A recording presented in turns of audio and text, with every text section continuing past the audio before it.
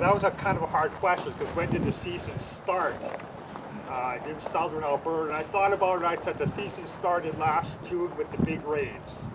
After the big rains, there were still people who hadn't finished seeding and they were in a big rush to try to get what was in last. And they seeded spring wheat really late.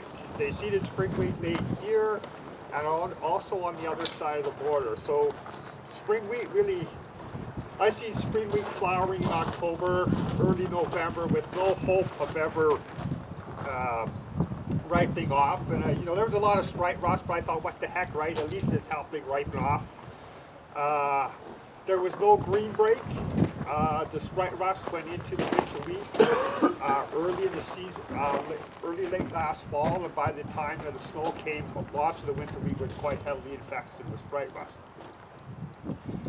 I got out early in the year. I looked around, crawled in the fields looking for stripe rust. I went to all the places in which I seen it horrible last year, and I couldn't find any stripe rust. But I looked out at my plots in January. You could see that it was already, the pustules were starting to collapse and they were invaded by some other fungi. So I thought everything is okay.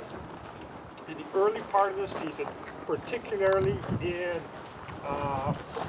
the grass area, Cardston, what I am seeing is I am seeing a lot of tan spot. Tan spot is, you see these circular lesions, you see actually kind of a reddish brown spot. The reddish brown spot will stay there, will form a circular lesion.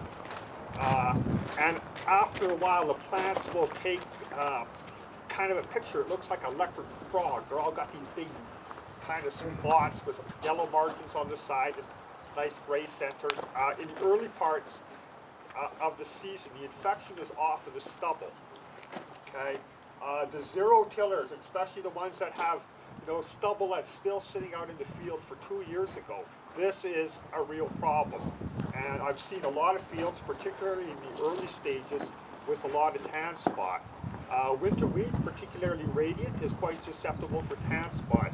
Usually after you get to the fourth leaf, it goes away, but with some of the conditions that I have seen this year in some fields, it didn't go away. And tan spot losses can be as devastating as any other thing that I've seen out there. So with grass, Cardston, zero tiller guys, the ones out in the flats, by foremost, you've got to keep an eye on this.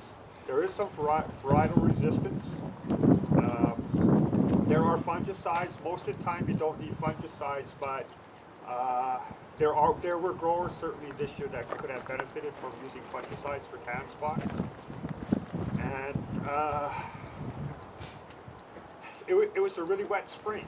I think county of Tabor had the most tractors stuck in the mud, and foremost was probably second.